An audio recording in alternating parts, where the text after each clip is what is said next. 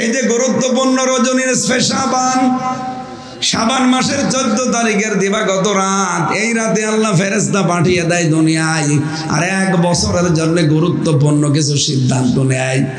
আমরা আজকের এই রাতেই দোয়া করছি, আল্লাহ আগামীকাল তো করবেনই, এমন সিদ্ধান্ত যেন বাংলাদেশ সম্পর্কে আল্লাহ নেয় যেন এ দেশটা নিরাপত্তায় পেয়ে যায়। এই কথা বোঝেন আমার? এমন সিদ্ধান্ত আল্লাহ যেন আমাদের দেশ সম্পর্কে নেয়, আগামী থেকে যেন এই দেশটা নিরাপত্তার চাদরে ঢেকে যায়। সামনে যেহেতু কালকের রাতে আল্লাহ গুরুত্বপূর্ণ সিদ্ধান্ত নিতে যাচ্ছেন সারা দুনিয়া সম্পর্কে, বাংলাদেশ সম্পর্কে আল্লাহ এমন একটা সিদ্ধান্ত যেন নেয় যে আমরা শান্তি, স্বস্তি, নিরাপত্তায় বসবাস করতে চাই। গাজীপুর জেলার ধীরাশ্রম নবজাগরণ ফাউন্ডেশনের উদ্যোগে তাফসিরুল কোরআন মাহফিলের সমাপন সভাপতি, দল মত জাতি বর্ণ ধর্ম নির্বিশেষে আজকের এই অনুষ্ঠান, এটা কি শুধু মুসলমানদের? এটা ক্লাস চলছে, আমরা 1 ঘন্টা খানিক ক্লাস করব, কোরআনের ক্লাস। নবীজি জানিয়েছেন মাজলিস ফিকহিন খায়রুম মিন ইবাদাতি 60 সানা। ইলমে দ্বীনের একটা মাজলিস যদি 1 ঘন্টা কেউ ব্যয় করে, 60 বছর নফল ইবাদতের চাইতেও বেশি সওয়াব পাওয়া যায়। সুতরাং আমরা এখানে ইবাদত মনে করে কোরআনে কারিমের নির্ধারিত আয়াতকে বোঝার জন্য একটা চেষ্টা চালাবো। বাড়ি যাওয়ার আগে যেন অপরাধগুলো আল্লাহ মাফ করে জায়গাটা নেকি দিয়ে পাল্টিয়ে দেন। এই জন্য অনুষ্ঠান শুধু মুসলমানদের জন্যে, হাজা বায়ানুল লিন্নাস, মানুষ পদবাচ্যে যারা বিবেচিত সবার জন্য আজকের অনুষ্ঠান। এই জন্য আমরা পৃথিবীর সম্মানিত সৃষ্টি ওয়ালাকাদ কাররামনা বানি আদম, বনি আদমকে আমি আল্লাহ সম্মান দিয়েছি। সেই সম্মানিত মানুষদেরকে এই 15.5 বছরে সবচাইতে বেশি সিনিমিনি খেলা হয়েছে তাদের সম্মান নিয়ে, বিশেষ করে যারা সমাজে সম্মানিত ছিল। সূরা নমলের ভেতরে আছে 34 নম্বর আয়াতে, জালেম যদি কোনো সময় চেয়ার পায়, ওর প্রথমেই 2টা কাজ হাতে নেয়। ইন্নাল মুলুকা ইযা দাখালু ক্বরিয়াতান আফসাদুহা ওয়া জাআলু ইজ্জাতা আহলিহা আদিল্লা। 1 নম্বরে জালেম চেয়ারে বসার পরে বিশৃঙ্খল পরিবেশ তৈরি করে দেয়, সব জায়গায় দুর্নীতির আঁকড়া বানায়। এটা তো দেশে ছিল না। আপনি এমন কোন জায়গার নাম বলেন তো যেখানে দুর্নীতি ছিল না? মসজিদের ইমাম পর্যন্ত ঘুষ দিয়ে নিয়েছে। এই যে মডেল মসজিদগুলো বানিয়েছে সৌদি সরকার, আর নাম দিয়েছে অনেকে তার নিজের আর বাবার। কেন এটা করা লাগবে? কেন? যে দিয়েছে আপনি তার নাম বলতে পারেননি। সবচাইতে বড় বিষয়, দেশে নাম পরিবর্তনের অনেকে হেডিক তৈরি করেছিল, যেখানে সেখানে দেখতাম নাম পাল্টিয়ে অন্য নাম বসিয়ে দিত, জনগণ পুরাটা উল্টিয়ে দিয়েছে। এই যে 12,000 কোটি টাকার উপরে খরচ করে শহীদ জিয়া তার নামে বিমানবন্দরটা ছিল, আপনি পাল্টিয়ে দিতে গেলেন কোন কারণে? এত হিংসা এই মহিলার মনের ভেতরে, নিজের হিংসাকে বহির্প্রকাশ করার জন্য এই কাজগুলোই হাতে নিয়েছিল। 1 কাপড়ে ম্যাডামকে বের করে দিয়েছে বাড়ি থেকে, আল্লাহ পুরা উল্টিয়ে দিয়েছে। এই পৃথিবীতে যার দ্বারা যে কষ্ট মানুষ পাবে, ওই মানুষের দীর্ঘশ্বাস আরো সে পৌঁছিয়ে যায়। ম্যাডামের কান্না ওই দিন সারা দুনিয়া দেখে কি দিছে। 40 বছর একাধারে যে ঘরে বাস করলেন, 1 কাপড়ে তাকে বের করে দিলেন। আমরা এত হিংসা, আবার নিজে মুখ ফুটে পরবর্তীতে জানিয়েছে যে ওখানে ওরে থাকতে দেব না, এটা আমি আগেই সিদ্ধান্ত নিয়েছিলাম। আলা ইয়াজরিমান্নাকুম শানাআনু কওমিন, হিংসার বশবর্তী হয়ে কোনো ব্যক্তি, কোনো দল, কোনো গোষ্ঠীকে একেবারে সমূলে ধ্বংস করে দিও না, তাহলে আল্লাহ তোমাকে নিজে দেখবে। এইটাই আল্লাহ করেছে। ওরা বাংলাদেশের সাতক্ষীরা, চাঁপাইনবাবগঞ্জ, বহু মুসলমানের বাড়ি ঘর পুরাটা বুলডোজার দিয়ে একেবারে শেষ করে দিয়েছে। আমার নিজের চোখে দেখা এই জেলাগুলোতে। এই জন্যে আল্লাহ কয়েকদিন আগে আযাবুল বুলডোজার নাযিল করেছে। আযাবের নাম কি? 32 নাম্বার একেবারে বুলডোজার বানিয়ে দিয়েছে। আর এটা এমনি বানায়নি। 1961 সালে যে আপনি জায়গাটার এখনো পর্যন্ত কাগজপত্র দেখেন, এখন ফাঁস হচ্ছে এগুলো। এই জমিটা খাস জমি, বঙ্গবন্ধু নাম নিয়ে বাংলার বন্ধু উনি। কেমন বন্ধু যে খাস জমিতে আপনি বাড়ি বানালেন? এই জন্য আমি একটা জিনিস দেখি, এই দেশে ওনাকে মানুষ মেরে ফেলেছে, জিয়াউর রহমানকেও মানুষ মেরে ফেলেছে, দুইজনকেই মানুষ মেরে ফেলেছে। তো দুইজনেই তো শহীদ হওয়ার কথা। কি কথা বলেন না কেন? আপনি দেখেন, আমি সেই ছোটবেলা থেকে, আমার তো 1992 সালে জন্ম, এই জন্মের পর থেকে আমি দেখছি জিয়ার নাম শুনলেই মানুষ বলে শহীদ জিয়া। কি বলে? আপনি কোনোদিন এমনি শুনেছেন এমনি জিয়া বলে কেউ? নাম বললেই বলে শহীদ জিয়া। তো বঙ্গবন্ধুর নামে আমি আজ পর্যন্ত শুনিনি কেউ বলেছে যে শহীদ বঙ্গবন্ধু।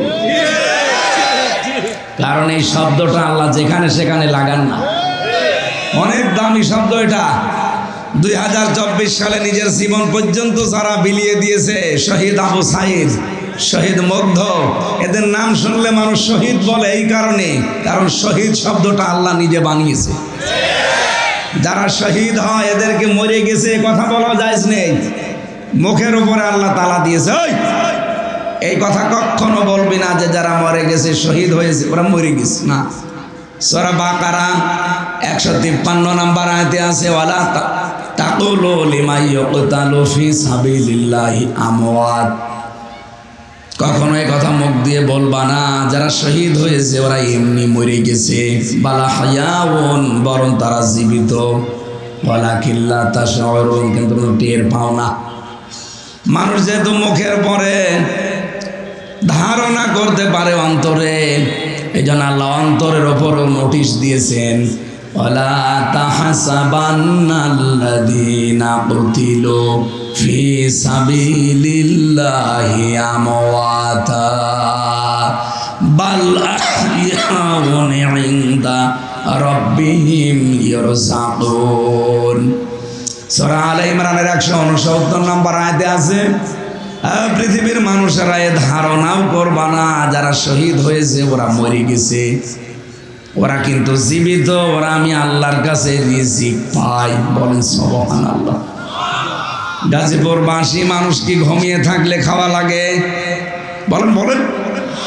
তার মানে শহীদরা ঘুমায়ও না, ওরা এই জীবন থেকে আর এক জীবনে ট্রান্সফার হয়ে চলে যায়। যেহেতু জেগে থাকলে খাওয়া লাগে, এই জন্য আল্লাহ নিজেদের কুদরতের খাবার তাদেরকে খাওয়ায়। আপনি শহীদ নাম শুনলে দেখবেন জিয়ার নাম আসলে মানুষ শহীদ জিয়া বলে, আর বাকি আর যাদের নাম বললাম কে শহীদ বলে না। এই কারণে বলে না, কারণ এটা কবুল হওয়া লাগবে। এক কথা বলছেন না? 2016 সালে আমি যখন আরাফাতের ময়দানে পাশে মসজিদের নামিরা, কাবার ইমাম ওই সময় হজের খুতবা দিচ্ছিল, তিনি খুতবা দিয়ে আরবিতে বলছে শহীদ জিয়াউর রহমান, এই নামটা উচ্চারণ করেই তিনি একটা দোয়া পড়লেন। আল্লাহ লক্ষ লক্ষ মানুষকে যিনি মাথার উপরে নিম গাছ লাগিয়ে ছায়া দিয়েছে, এটা শাজারাতুল জিয়া বলা হয়। আল্লাহ তুমি তাকে তোমার রহমতের ছায়া দিয়ে আটক করে দাও। আপনি চিন্তা করেন, লক্ষ লক্ষ হাসি সেখানে, কাবার ইমাম নিজে দোয়া করছে খুতবার ভেতরে। এমনি খুতবার দোয়াগুলো কবুল হয়ে যায়। আমি নিজে ওই ছায়া স্থান নিয়েছি নিম গাছের নিচে। শুধু বাংলার হাজিরা না, পৃথিবীর যত দেশ থেকে হজ করতে যায় মানুষ কিন্তু ওখানে আশ্রয় নেয়। একটা গরম দেশ, মাথার উপরে যখন এই ছায়াটা পড়ে এমনি মন থেকে তার জন্য দোয়া চলে আসে। আমার মনে হয় কোটি কোটি মানুষ কিয়ামত পর্যন্ত আসবে আর শহীদ জিয়ার জন্য মন থেকে দোয়া করবে। এমন জায়গায় দোয়া করছে, জায়গাটা যেমন তেমন না, আরাফাতের ময়দান, যে 10 জায়গায় দোয়া কবুল হয় তার ভেতরে এটা একটা। সুবহানাল্লাহ বন্ধুরা, এটা মাজলুম পরিবার, ছেলেটা মারা গেল, মারা যায়নি আরাফাত, আরাফাতকে মেরে ফেলা হয়েছে। এমন এমন কাজ করে মানুষ মরে যেতে বাধ্য হয়। এক লোক বউ পিটাত, বউ একদিন ডাক দিয়ে বলছে, তুমি যেভাবে পিটাও আমারকে রাখবা না, যে কিলের ওজন দেখে টের পাও না। কোনোদিন বলেছে যে আমি আরাফাতকে মেরে ফেলেছি? বলে না, এমন কাজ করেছিল যেন আরাফাত মরে যায়। আল্লামা শহীদ দেলাওয়ার হোসাইন সাইদি, সেও মারা যায়নি, তাকে মেরে ফেলা হয়েছে। এদের নাম পরিবর্তনের হিড়িক, এটা ইহুদি আর খ্রিস্টানদের কালচার। আপনি দেখবেন মুসা নবীর নাম ইহুদিরা পরিবর্তন করে দিয়েছে জোসেফ। আমি বাইরের দেশগুলোতে যখন যাই, ইহুদিদের সাথে কথা বলে দেখেছি, জিজ্ঞাসা করি আপনার নবীর নাম কি? বলে জোসেফ। জোসেফ মানে মুসা আলাইহিস সালাম। আমরা মুসলমানেরা যাকে মুসা বলে চিনি, ওরা নামই পাল্টিয়ে দিয়েছে জোসেফ। খ্রিস্টানদের সাথে মিললে ওদের জিজ্ঞাসা করি আপনাদের নবীর নাম কি? বলে যিশু। যিশু মানে ঈসা আলাইহিস সালাম। ওরা ইব্রাহিম নবীর নাম পাল্টিয়ে দিয়েছে আব্রাহাম। এই বাংলাদেশে নাম পরিবর্তনের হিড়িক তৈরি করে শহীদ আব্দুল কাদের মোল্লা, এই লোকটাকেও পর্যন্ত কসাই কাদের বানিয়ে ফাঁসি দিয়েছে। আল্লামা দেলাওয়ার হোসাইন সাইদি, তার নামই দেলাওয়ার হোসাইন সাইদি, অথচ নাম পাল্টিয়ে দিয়েছে দেল্লু শিকদার। এই যে জালেমরা ক্ষমতায় বসলে প্রথম কাজ তাদের এইটা, বিশৃঙ্খল পরিবেশ তৈরি করে দেয়। 2 নম্বরে ওই দেশের যারা সম্মানিত মানুষ তাদেরকে অপমান করে। এদেশে আলেমরা সবার কাছে সম্মানিত ছিল, কিন্তু এ জালেম সবচাইতে বেশি অসম্মান দিয়েছে আলেমদের। প্রশ্ন আসতে পারে, কয় অনেক আলেম তো তার কাছে ছিল, ওগুলো আলেম না, ওগুলো জালেম। জালেম না হলে কেন্দ্রীয় মসজিদের ইমাম পর্যন্ত পালিয়ে যায়। বলেন, পৃথিবীর ইতিহাসে আমি আজ পর্যন্ত শুনিনি কোন মসজিদের ইমাম দুর্নীতির দায়ে পালিয়ে গেছে।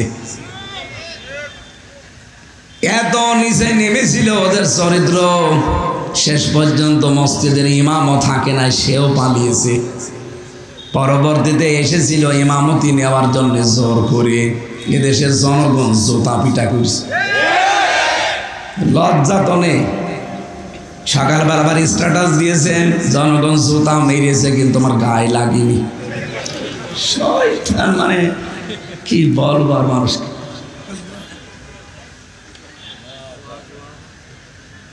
আমি তো একটু বাস্তবতার দিকে তাকিয়ে দেখছি, এদের ইমাম থেকে শুরু করে যত মানুষ ওদের দায়িত্বে ছিল, বিশেষ করে 1628 জন। কয়জন? একটা দেশ চালাতে লাগে 1628 জন মানুষ বাংলাদেশে এখন চলছে। এই চেয়ারগুলোতে যারাই ছিল এখনো অনেকে পাল্টায়নি, এখনো অনেকে আছে। যেহেতু সংস্কার আরম্ভ হয়েছে, আমরা চাই এই চেয়ারগুলো থেকে জালেমদেরকে নামিয়ে দেওয়া হোক। এরা থাকা অবস্থায় কিন্তু ষড়যন্ত্র থামবে না। এক কথা বলে না কেন? আমি ওই রুমে ছিলাম যে রুমে নাসিরউদ্দিন পিন্টু ভাই ছিল, ওনাকে মেরে ফেলা হয়েছে, উনি মারা যায়নি। ছাত্র দলের এক নেতাকে পেয়েছিলাম রিমান্ডে, পিটিয়ে তার জীবনটা শেষ করে দিয়েছে। এই যে এরকম একটা চেয়ারে বসিয়ে দেয়। এখন ডক্টর ইউনূস যে চেয়ার পেয়েছে আয়না ঘরে, যে ওটা তো সব দেওয়া চেয়ার কারেন্টের। আর আমি যে চেয়ারে নিজে দেখেছি, ওই চেয়ার শখ না, ওটা ঘোড়া চেয়ার। হাত আর পাও ক্লিপ আটকিয়ে দেয়, এই গলার সাথে আস্তে করে একটা ফিতা লাগিয়ে দেয়, আপনি নড়তে পারবেন না। হঠাৎ করে এমন একটা মেশিন নিয়ে আসে, এই যে নখ তোলা মেশিন, ওদের এমন কায়দা করা, হাতের সাথে পায়ের সাথে সেট করা। আমার নিজে দেখিয়েছে যে এটা দিয়ে আমরা নখ তুলি। শুধু একটা টিপ মারে, একবারে আপনার হাতে পায়ের যত নখ আছে সব খুলে চলে আসবে। শুধু খুলে চলে আসলে তো হয়, আবার লবণ ছিটিয়ে দেয়। 10টা দিন ওরা এমন কোন টর্চার নেই আমার মাথা থেকে পা পর্যন্ত করে নাই। 11 ঘন্টা আমার টাঙিয়ে রেখেছিল মাথায় দড়ি বেঁধে। কি করেছিলাম আমি? কোরআনের কথাগুলো মানুষকে সহজ সরল ভাষায় বলতাম, এইটাই আমার অপরাধ। আমি আমার আগে যিনি ছাত্র দলের এক ভাই, বাড়ি চট্টগ্রামে, ওনার এই চেয়ারে বসিয়ে আমার সামনে দিয়ে নিয়ে গেল, বলছে আমরা একবার শুধু সুইচ টিপ দেবো, 1 মিনিটে 120 বার ভরবে, আপনার গলা আটকানো, হাত পা আটকানো, নড়িতেও পারবেন না। 1 মিনিটে যদি একটা চেয়ার 120 বার ভরে, 1 মিনিট পরে মনে হবে আমি 3-4টে দুনিয়া দেখতে পাচ্ছি। এই কষ্টগুলো এই মানুষগুলো সহ্য করেছে। এমনি এখানে বসে আছে, 15.5 বছর আমাদের জীবনটা জাহান্নাম বানিয়ে দিয়েছে। একজন বিচারপতি বিদায় নেওয়ার আগে কথা বলেনি যে দেশটা আপনারা জাহান্নাম বানিয়ে ফেলেছে, না কথা বলে দেখেন। ওটা কি বিচারপতি আমাদের দেওয়া? ওদের নিজেদের বিচারপতি এই কথা যদি বলতে পারে, বিচার ব্যবস্থা কোথায় ছিল? যা মনে লেগেছে ওই একটা মহিলা তাই করেছে। আর এই 1628টা চেয়ারে যারা ছিল এরা সব ওই জালেম আর সব সহযোগী। আলেমদেরকে এত অপমান করেছে, ধর্ষণের মামলা দিয়েছে আলেমদের নামে। আল্লামা সাইদির নামে সর্বশেষ মামলাটা হচ্ছে ধর্ষণে। যে মহিলাকে সাজিয়ে নিয়ে এসেছে, অ্যাডভোকেট তাজুল ইসলাম জিজ্ঞাসা করছে, এই মেয়ে, মাওলানা সাইদি আপনাকে ধর্ষণ করেছে? বলছে জি হ্যাঁ। আপনার জন্ম তারিখ কত? 1975। ধর্ষণ করেছে কত সালে? 1971। উনি বলছে মাননীয় আদালত এই পয়েন্টটা লিখে, এ মহিলার জন্ম 75-এ, ও ধর্ষিত হয়েছে 71-এ, ওকে রুহের জগতে ধর্ষণ হয়েছে। এই চলছিল বিচার ব্যবস্থায়। শুধু এইটা না, সারা দেশের অবস্থা একই। কিচ্ছু জানে না, ঘরে ঘুমিয়ে আছে। হঠাৎ করে ও চোখ খুলে দেখছে এ গাজীপুর থানা হাজতে। কি গো, এখানে কি? তুই গাছ কেটেছিস? কখন? স্বপ্নে। বেশি বললাম? প্রত্যেক জায়গায়, সারা বাংলাদেশে সব জায়গায় 1 ইঞ্চি জায়গাও বাকি ছিল না। আপনি যে রাতে একটু ঘুমাবেন সে জায়গাও পাননি। ধানের খেতে বাঁশের নিচে মানুষ ঘুমিয়েছে, আমার নিজের সাক্ষী। আর জালেমরা এখন সাফাই গায় যে কি করেছি আমরা, আমাদের পালিয়ে যাওয়া লাগলো। আবার কি করবেন? কিছু যদি না করে থাকেন, অন্তত আয়না ঘরের কারণে আপনার ফাঁসি হওয়া দরকার। এই জন্য জালেমদের প্রথম কাজ হবে ওই দেশে বিশৃঙ্খল পরিবেশ তৈরি করে দুর্নীতির আঁকড়া বানাবে। একটা জায়গা দেখাতে পারবেন যেখানে দুর্নীতি নেই? গত পরশুদিন ভিডিও বার্তা পাঠিয়েছে, বাংলাদেশের সব মানুষ শুধু আমারে গালি দেয়, দোষ কি আমার একা? আমার ছোট বোন রেহেনার দোষ নেই? দোষ তো তারও আছে।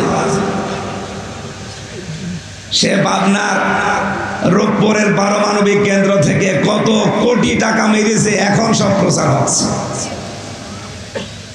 বাইরের দেশগুলোতে এত টাকা পাচার হয়েছে এদের। কয়েকদিন আগে মালয়েশিয়া ছিলাম, কোনো জায়গায় তো ওরা ওঠেও না। ওরা বানিয়েছে ওখানে সাহেব পাড়ায় ওঠে না, ওঠে হোটেলে।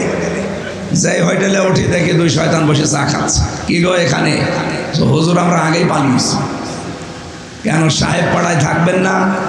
ওখানে থেকে মায়ের খাবো,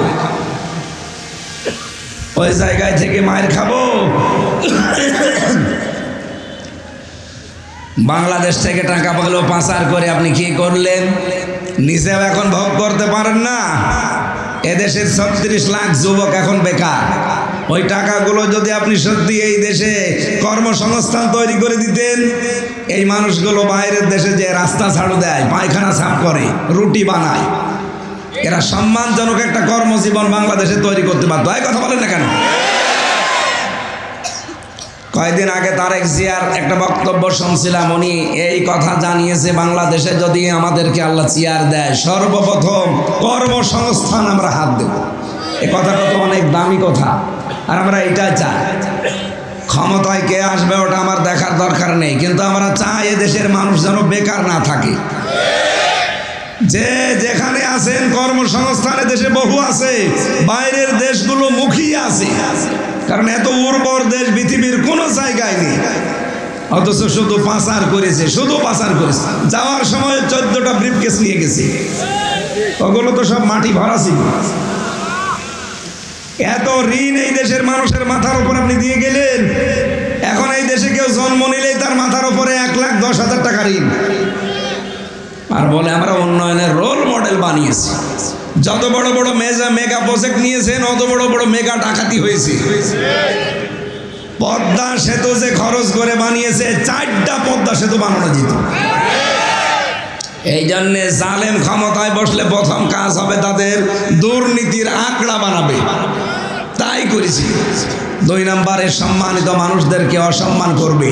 যেহেতু পৃথিবীর সর্বশ্রেষ্ঠ সৃষ্টি আমরা মানুষ, এই মানুষের সম্মান নিয়ে সামনে যেন কেউ সিনিমিনি খেলতে না পারে, এ বিষয়ে সজাগ থাকা লাগবে।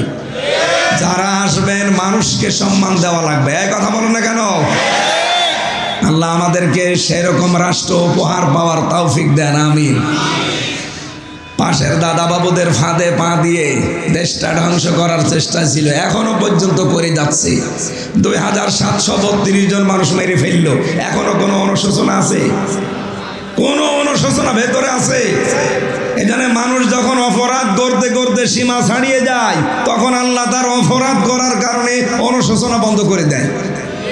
এই যে আগামীকাল যে রাত আসতেছে, লাইলাতুন নিসফে মিন শাবান, এটা একটা গুরুত্বপূর্ণ রাত।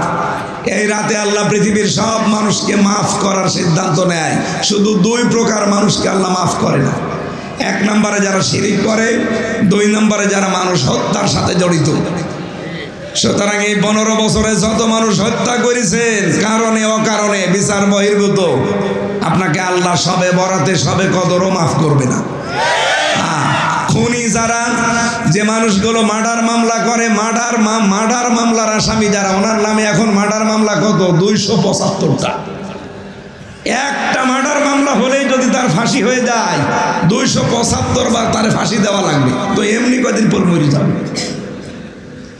মানুষের জীবন নিয়ে সিনিমিনি খেলেছিল, এখন তামাম দুনিয়ার কাছে হাসির পাত্র বানিয়ে দিয়েছে। ম্যাডাম অসুস্থ ছিল না কতদিন, মরে যাবে ভাব, একটু সহানুভূতি দেখানো তো দূরের কথা, বলতো যে এই বয়সে আবার বেশি থাকার দরকার। আপনি মানুষ, একটা মুরব্বী মানুষ 3 বারের সে প্রধানমন্ত্রী, তার ছেলেটা এমনি গেছে মরে, আর একটা এসে বাইরের দেশে, এটা মাজলুম মানুষ, মিথ্যা মামলা দিয়ে 6 বছর জেলে রাখলেন তার, আবার বলে যে আবার বাঁচার ইচ্ছা করে, এই বয়সে আবার বেঁচে থাকার দরকার কি? তো এমনি মরে যাওয়ার কথা। তো এখন আপনি যা অবস্থায় আছেন, আমরা তো বরদোয়া করি না, এমনিতে চলে আসি। সারা পৃথিবীর মানুষ এখন বলছে এই বয়সে ওর বেঁচে থাকার দরকার কি, আর দেশে আসারই দরকার কি, যেখানে আছে ওখানে থাক। এই জন্য এমন কোনো অপরাধ করে যাওয়া ঠিক না যেন আমার মাপের রাস্তায় বন্ধ হয়ে যায়। আমার কথার অর্থ বোঝেন? সুতরাং এমন কোনো কাজ সামনে যেন কেউ আঞ্জাম না দেন। এই যে গতকাল আগামীকাল যে গুরুত্বপূর্ণ রাত আসতেছে, আল্লাহ প্রথম আসমানে চলে আসবে, বান্দা বান্দিদেরকে ডাক দিয়ে বলবে আমার কাছে ইস্তেগফার করো, আমি মাফ করে দেব। কিন্তু 2 প্রকার মানুষ আমার কাছে আসবা না। 1 নাম্বার যারা শিরিক করে, মুশরিক। শিরিক করলে আল্লাহ এত বেশি রেগে যায়, আজকে যদি এখান থেকে কোনো মানুষ বাড়ি যেয়ে দেখে তার স্ত্রীর কাছে পাশের বাড়ির একজন শুয়ে আছে, ভালো লাগবে? রাগ হবে না? তো বেশি রাগ হয়ে যাবে, শেষ পর্যন্ত পিটিয়ে আপনি বউকে মেরে ফেলবেন। রব্বুল আলামিন বলেন শুধুমাত্র কবুল করে বাড়িতে এনে অন্য একজন এসে শুধু শুয়ে আছে, এটা যদি তোমার ভালো না লাগে, তোমার বীর্য থেকে শুরু করে হামজা পর্যন্ত আমি আল্লাহ বানিয়েছি। কথা বলে না কেন? বীর্য থেকে হামজা পর্যন্ত কারো হাত নেই, পোড়াটা হাত কার? বাবা মা শুধু বিছানায় ছিল, এতটুকু শেষ, বাকি যা করার খেয়ে করেছে। এই জায়গা থেকে আমি এ পর্যন্ত নিয়ে আসলাম, আর আমি আল্লাহর সাথে তুমি এখন শরীক করো, অন্য কাউকে জুড়ে দাও, আমি আল্লাহ কিন্তু ওই স্বামীর মতো রেগে যাই। এই জন্য শিরিক যারা করে তাদের এই রাতে মাপ নেই। কত বড় কঠিন কথা! শিরিক করলে ওই জায়গাটা পর্যন্ত আল্লাহ অনিরাপদ বানিয়ে দেয়, নিরাপত্তা থাকে না। আপনি দেখবেন কাবার যে চত্বর, কোন মানুষ যদি কাবার চত্বরে প্রবেশ করে, কোরআনে কারিম জানিয়েছে তাকে আমার আল্লাহ নিজে নিরাপত্তা দিয়ে দেয়। এক কথা বলছেন, কাবার চত্বরে কেউ গেলে তাকে নিরাপত্তা দেয় কে? ইন্না আউয়ালা বাইতি উবুদিয়া লিন-নাস লাল্লাযী বিবাক্কাতা মুবারাকাও ওয়া হুদাল লিল আলামিন ফীহি আয়াতুম বাজ্জিনাতুম মাকামু ইব্রাহিম ওয়া মান দাখালাহু কানা আমিনা। সূরা আলে ইমরানে আছে, কোন মানুষ যদি কাবার এলাকায় যায় আল্লাহ তাকে নিজে নিরাপত্তা দেয়। এই কারণে দেয় কারণ ঘরটা কার? আরো জোরে বলেন। ও মুসলমানেরা, বাংলার দেশের আমাদের এই দেশ কি কাবা শরীফ? বলেন বলেন। কাবা থেকে 600 কিলোমিটার দূর, 6000 কিলোমিটার। তাহলে এই দেশটা যদি শান্তি স্বস্তি নিরাপত্তা দিতে হয়, এখানেও কাবা শরীফের মতো কিছু কাজ করা লাগবে। কাবা শরীফে কোন কোন কাজ নেই? কাবা শরীফে কাজ নেই, প্রথমে শিরিক নেই। কি নেই? আরো জোরে বলেন। বাংলাদেশের 56,000 বর্গ মাইল শিরিক মুক্ত করা লাগবে। তাহলে এখানে নিরাপত্তা আল্লাহ নিজে দেবেন। আপনার এই দেশে কত জায়গায় আজ প্রকাশ্য গোপনে শিরিক চলছে, এমনকি হাজারো মানুষ এখানে আমাদের বিশ্বাসের ভেতরও শিরিক। এক কথা বলছে না? দেখেন তো আপনার কাছে এটা আছে কিনা? আল্লাহ যেটা পারে ওইটা অন্য কেউ পারে, এই বিশ্বাস করার নাম হচ্ছে শিরিক। এদেশে এরকম মানুষ আছে না নেই? বলেন বলেন। আছে মানে আমরাই। আল্লাহ যেটা পারে ওইটা অন্য কেউ পারে, এই বিশ্বাস যারা করেছেন সবে বরাতেও তাদের মাপ নেই, আপনি ক্ষমা পাবেন না। সুতরাং আজকে আপনার বিশ্বাস পাল্টান, আল্লাহ যেটা পারে ওটা পৃথিবীর অন্য কেউ। আরো জোরে বলেন। সন্তান দিতে মাত্রে শুধুমাত্র কে পারে? ছেলে দিতে, মেয়ে দিতে পারে কে? নাকি পৃথিবীর কোন পীর, কোন পানি পড়া, আপেল পড়া? কয়েকদিন আগে বগুড়ায় গিয়েছিলাম, এক লোক এসে আমার একটা আপেল দিয়ে বসে, হুজুর আপেলটা পড়িয়ে দেন, ছেলে মেয়ে আমার হয় না। আমি বললাম আপেল পড়ে যদি ছেলে হইতো তা আমার মেয়ে 3টা, আমার মেয়ে পরেরটা হইতো না। আমি সূরা ফাতিহা পড়া ছাড়া কি পড়বো? আপনাদেরকে সিক্রেটটা ওপেন করছি, যে যা করে যে আমার তেল পড়ে দেন, পানি পড়ে দেন, ফু দিয়ে দেন, অন্য কিছু কিন্তু পড়ে না, সূরা ফাতিহা পড়ে ফু দেয়, কারণ এটা শেফা। আমি ওইটা হাতে নিয়ে কেবল আরম্ভ করেছি, আমার কানের কাছে মুখ নিয়ে বলছে, হুজুর এমন আপেল পড়বেন যেন ছেলে হয়। মনে হচ্ছে আমি ছেলে নিয়ে বসে আছি। গাজীপুরবাসী বহু মহিলার ভেতরে এই শিরিকটা আছে বিশ্বাসে। আল্লাহ যেটা পারে ওইটা অন্য কেউ। সুতরাং কোন দরবারে, কোন বাবা, কোন মাজারে, কোন জেতা পীর, কোন মরা পীরের কাছে যাওয়া যাবে না। আমাদের যিনি জাতির পিতা, এই বানানোটা না, আসলটা আল্লাহ যেটা বানিয়েছেন, মিল্লাতা বিকুম ইব্রাহিম হুয়া সাম্মাকুমুল মুসলিমিন। আমাদের জাতির পিতা 86 বছর পর্যন্ত বিয়ের পরে সন্তান হয়নি। কত বছর? 86 বছর তিনি কোনো মাজারে গেছে, কবরে গেছে, কোনো বাবার কাছে বলেছে? তিনি প্রতিদিন এই 86 বছরে আল্লাহকে বলতেন, রব্বি হাবলি মিনাস সলিহিন, হে আল্লাহ আমাকে একটা নেককার সন্তান দান করো। রব্বুল আলামিন দোয়াটা কবুল করেছিলেন, কিন্তু 1 দিন 2 দিন 5 দিন পরে না, কত বছর? আপনি চিন্তা করতে পারেন, আল্লাহর খলিল বলা হয় তাকে। খলিল মানে আল্লাহর জন্য যিনি সব কিছু পারেন, আরবিতে তার নাম খলিল। এত বড় পাওয়ারফুল নবী, এই নবীর যদি বিবাহের পরে 86 বছর একাধারে দোয়া করার পরে কবুল হয়, আর আপনি 2-4 বছরে হাঁফিয়ে যান।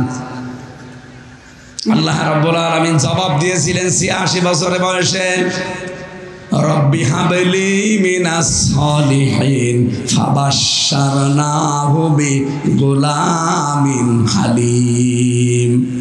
হে ইব্রাহিম, তোমাকে আমি হালিম দান করলাম। হালিম মানে চাচা হালিম না মামা হালিম?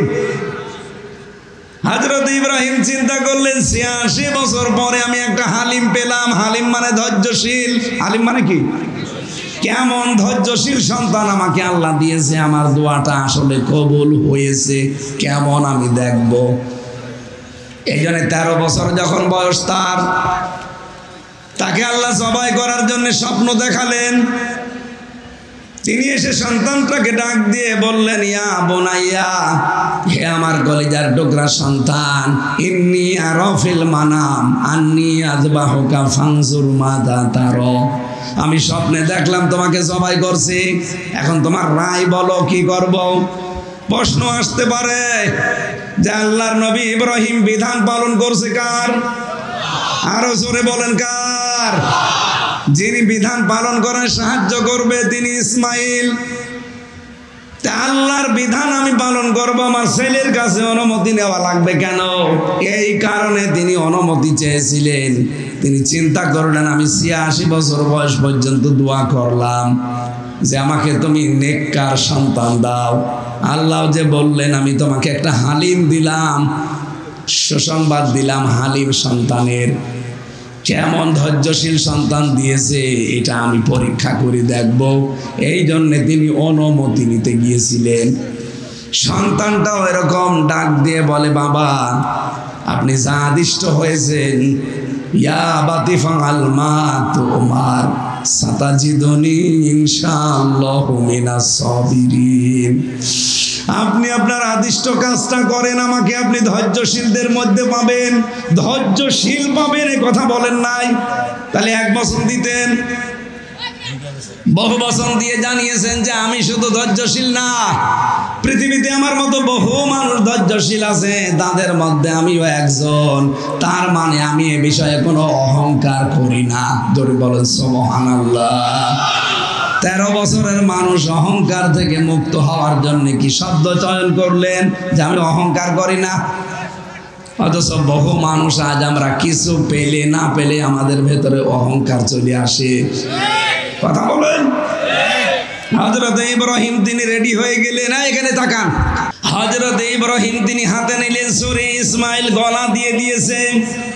চিন্তা করেন তো যে অবস্থা এখন আছে, আল্লাহর অর্ডার যদি ওই ছুরির উপরে না হতো গলা কেউ বাঁচাতে পারতো?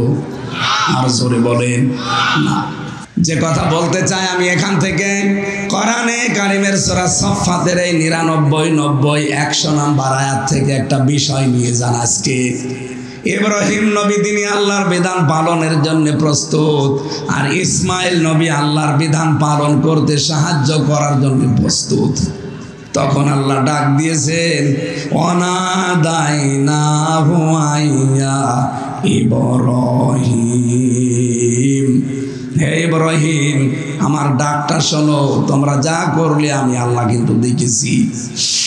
বাংলার মুসলমানেরা এখান থেকে আজকে একটা শিক্ষা আমি বের করেছি। যেহেতু আল্লাহ ফালাম্মা আসলামা ২ বচন দিয়েছেন, দুইজনেই যখন আল্লাহর বিধান পালনে রাজি হয়েছে, এগ্রি হয়েছে, তখন বিধান পালন করা সহজ হয়েছে। ইব্রাহিম যদি বলতেন আমি জবাই করব, ইসমাইল যদি বলতেন না আমি জবাই হব না, জীবন আল্লাহর বিধান পালন হতো? ইসমাইল নবী যদি বলতেন হ্যাঁ আমি জবাই হয়ে যাব, ইব্রাহিম নবী যদি বলতেন না আমি জবাই হব না, জীবনও হতো। সুতরাং বাংলাদেশে আজ যারা দায়িত্বে আসবে তাদেরকে ইব্রাহিমের ভূমিকা পালন করা লাগবে। আমরা 18 কোটি জনগণ ইসমাইলের ভূমিকায় আসতে চাই। এই দেশে তখন আল্লাহর বিধান কায়েমে কেউ বাধা হয়ে দাঁড়াতে পারবে না।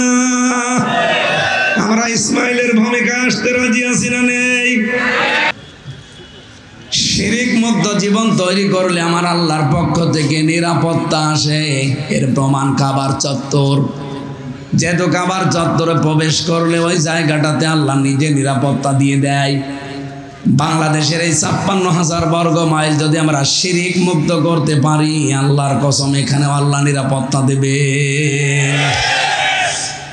সূরা আনআম ৭ নাম্বার পারা ১৭ নাম্বার পৃষ্ঠা ১ম নাম্বার লাইনের ৮২ নাম্বার আয়াতের প্রথম অংশে আছে। এটা তাফসিরে ফি জিলালিল কোরআনে পাবেন। রব্বুল আলামিন গ্যারান্টি দিয়েছেন, আল্লাযীনা আমানু ওয়া লাম ইয়ালবিসু ঈমানাহুম বিযুলমিন উলাইকা লাহুমুল আমন ইলা আখিরি আয়াত।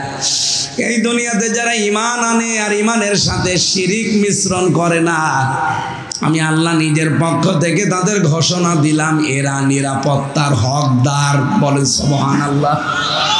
মানুষকে নিরাপত্তা দিতে পারে র্যাব, পুলিশে, আর্মিতে, কে বলেন তো? আল্লাহ পাক বলেন প্রতিটি মানুষের কাঁধের ওপরে ফেরেশতা আছে, একে চলাফেরা করানোর জন্য আমি আল্লাহর গাইডলাইন আছে। এই ফেরেশতারা যদি আপনার পেছনে দায়িত্ব পালন না করে, আপনি এক পা হাঁটতেও পারবেন না। কোরআনের কথা আমাদের বিশ্বাস হয়? কথা বলেন হয়? যেহেতু সব দায়িত্ব আল্লাহর, উনি এই বীর্য থেকে পর্যন্ত আল্লাহ আমারে বানিয়েছে, সুতরাং নিরাপত্তা একক সত্তা উনি দিতে পারেন। উনি নিজে ঘোষণা দিয়েছেন, যারা শিরিক মুক্ত জীবন তৈরি করবে, তাদের ঈমানের সাথে শিরিক মিশ্রণ করবে না, তাদেরকে আমি নিরাপত্তার হকদার বানিয়ে দেব। সুতরাং বাংলাদেশ এখনো অনিরাপদ। এখনো পর্যন্ত উগ্রপন্থী হিন্দুরা কত কায়দা কৌশল চালিয়ে যাচ্ছে ট্রাম্পের সাথে মিলমিশ করে এই দেশটাকে এখনো বিশ্বের কাছে জঙ্গি রাষ্ট্র বানানোর চিন্তায় আছে। আপনি এমনি দেখছেন মোদি সাহেব চলে গেছে ট্রাম্পের কাছে, আল্লাহর ইশারা, মোদি যখন গেছে ওখানে ট্রাম্পের কাছে বাংলাদেশ নিয়ে কিছু বলবে, ঠিক সেই মুহূর্তে আন্তর্জাতিক মিডিয়া নিয়ে ডক্টর ইউনূস হাজির আয়না ঘরে।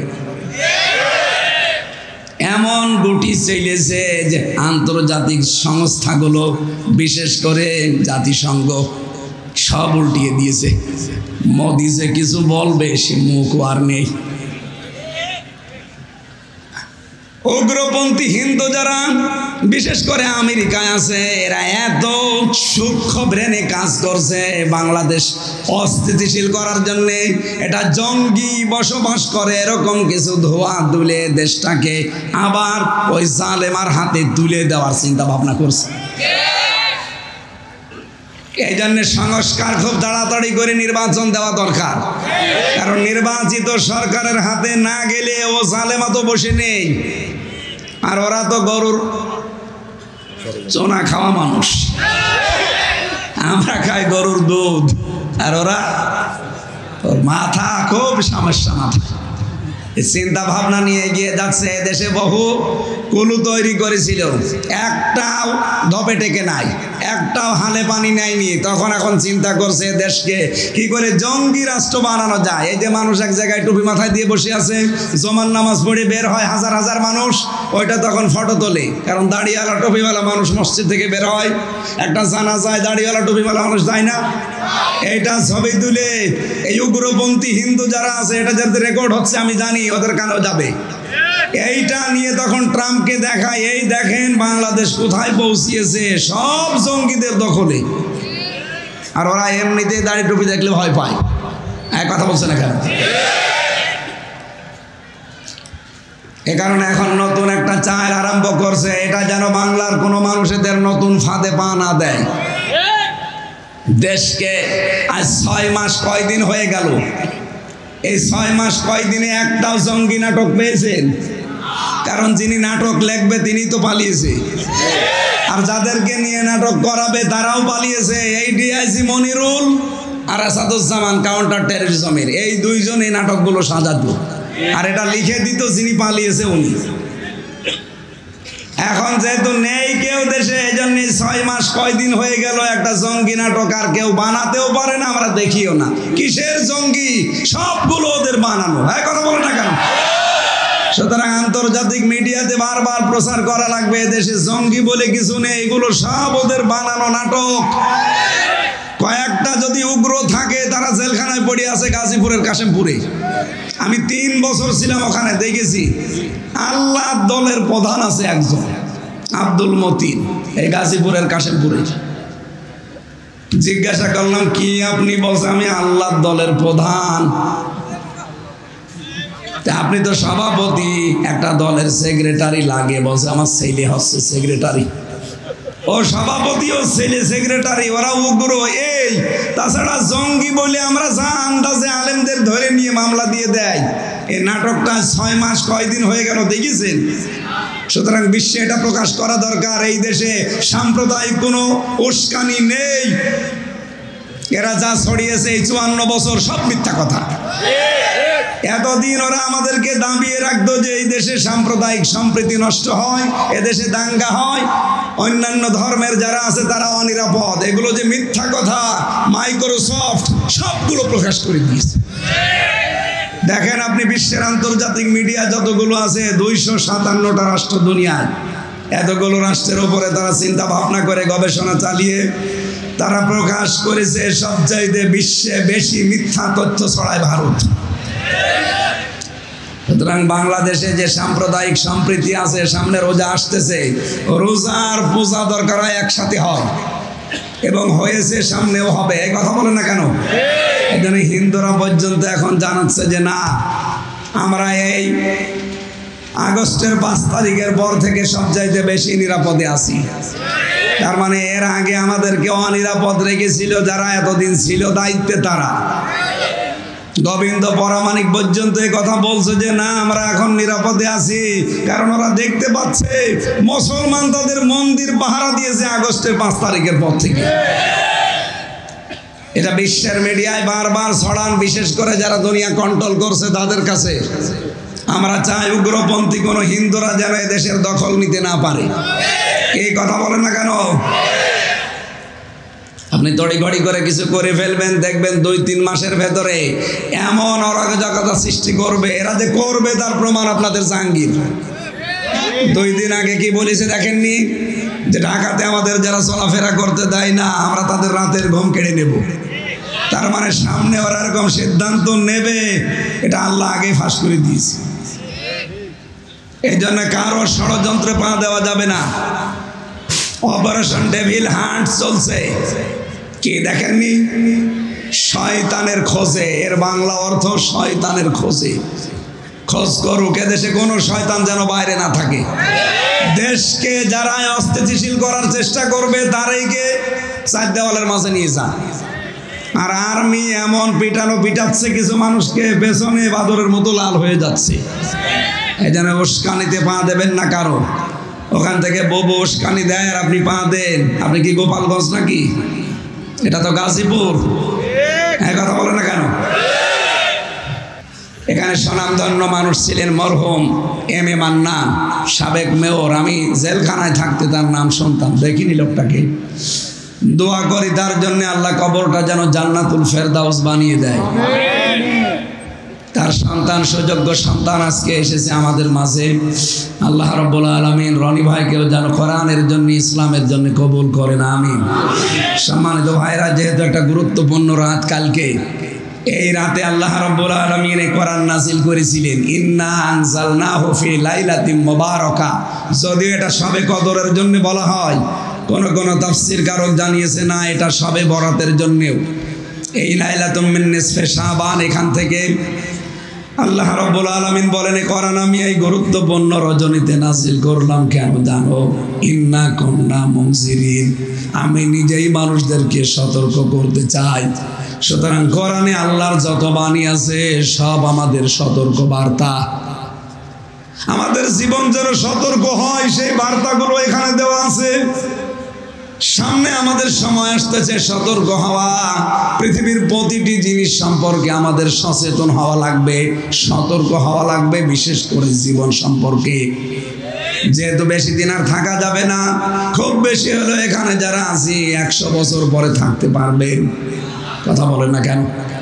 100 বছর না, আমার মনে হয় 70 বছর পরে সব আমরা কবরের নিচে যাব। নতুন মানুষ এসে গাজীপুর আবার চাষ করবেন। যেহেতু আমাদের জীবন সম্পর্কে সতর্ক হওয়া দরকার, জীবন সম্পর্কে সচেতন হওয়া দরকার, এই মুহূর্তে সেইটা করার জন্য আমরা আহ্বান জানাচ্ছি। দুনিয়ার এই ফেরেবে পড়ে, পৃথিবীর এই জমিনের ফেরেবে পড়ে যেন আমাদের আখিরাতের বিশাল জীবন আমরা নষ্ট না করি, ভুলে না যাই। আল্লাহ আমাদেরকে আমাদের জীবন সম্পর্কে সচেতন হওয়ার তৌফিক দেন, বলেন আমিন। ও গাজীপুরবাসী, এই পৃথিবীতে আল্লাহ আমাদেরকে উদ্দেশ্য নিয়ে পাঠিয়েছিলেন, তার নাম ইবাদত। তার নাম কি? কতদিন এটা করা লাগবে? ওয়াবুদু রাব্বাকা হাত্তা ইয়াতিয়াকাল ইয়াকিন। ওই দিন পর্যন্ত ইবাদত করে যাওয়া লাগবে যতদিন ইয়াকিন না আসে, তার মানে মরণ না আসে।